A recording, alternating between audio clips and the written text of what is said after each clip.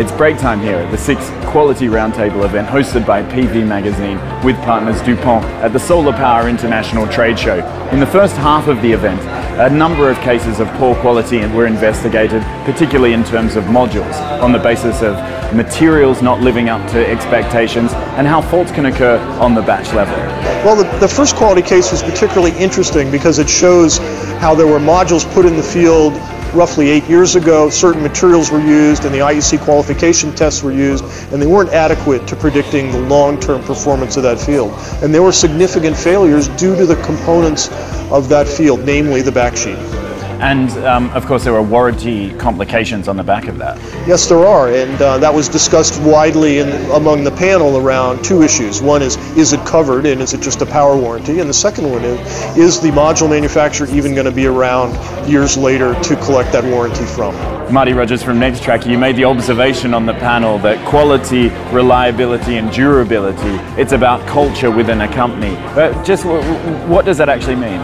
So I think you can have people that are dedicated to this industry that want to see it grow really fast, and they do some, they kind of push technology along, and I think that was the beginning of PV, right? Like guys that were really inventive and they really got excited about stuff and did things, but the quality wasn't really there. I mean, it was, they were trying new things and working new things. I think today you're in a market with these fields that are 700 megawatts and have, thousands and thousands of tracker systems, for instance, and thousands of inverters, for instance, right? And if the culture of the company isn't around the idea that we're going to manage the quality, the reliability, and the durability coming from the very, very top, the CEO level, right? It doesn't just come from the middle or the bottom or the top. Anybody in the organization has to be able to step in. Ford did a thing years ago where anybody on the line could stop the line, right? So a little bit button, push the line, stop making the damn car. I think that's what our industry needs to get to. And that culture doesn't come from the guy at the bottom saying, I'm going to push the button.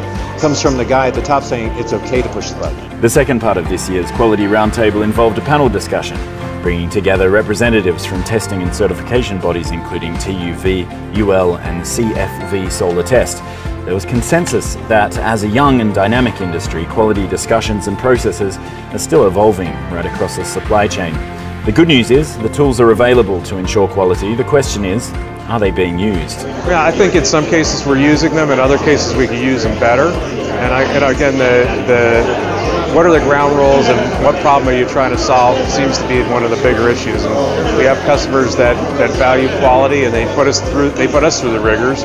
We have other customers who don't seem to worry about it very much, and it's the same exact hardware. Mm-hmm. And of course, quality is not just the components that you're assembling, it's also the way in which they're assembled and systems are designed. What role does that play?